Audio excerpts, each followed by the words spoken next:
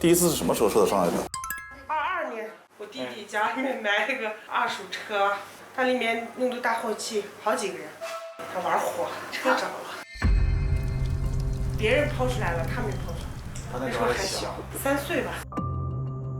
朋友介绍到这边，刚好唐主任在，唐主任说可以做。以前他是这么个情况，整个脸这么大的一个，这个里面有脓包。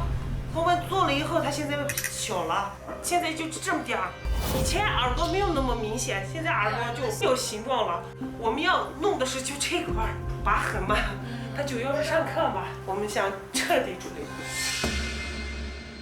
孩子是很小的时候受伤的，当时在新疆当地的医院进行了一个烧伤治疗，因为家庭经济情况是有限的嘛，没有进行特别有效的一个预防，所以孩子后期瘢痕长得非常严重的，瘙痒疼痛影响到了孩子的正常生活。孩子的爸爸是听不太懂汉语的，当时只有姑姑一个人是稍微懂一点汉语的，姑姑也不容易，把爸爸和孩子一起接到上海来治疗瘢痕。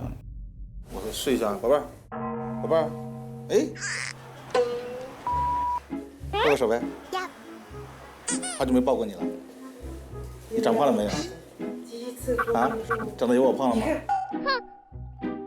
宝贝儿，稍微有点疼啊，疼吗？有点疼。这里疼吗？什么都没有。也疼是吧？这里疼吗？我这里不疼。我的小祖宗。你的头发还能再长出来一点，将来可以从这里取头发，给它植到这边来。它的费用是不是有点高了？费用你不用想，好吧？你不用管费用的事情。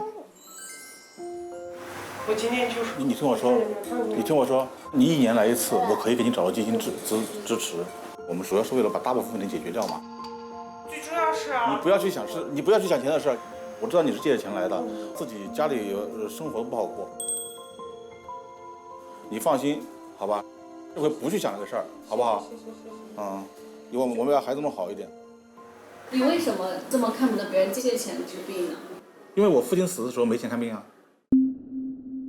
那年我是20岁，然后我父亲生病了，肺癌嘛，然后靶向药大概我记得当时如果没记错的话，可能是要10万块钱左右，看不上病之后，最后我爸就。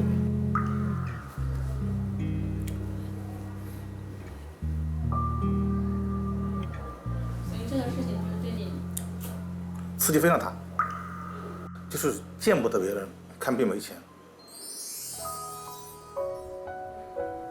所以我刚才跟他说嘛，我说你不要想钱的事，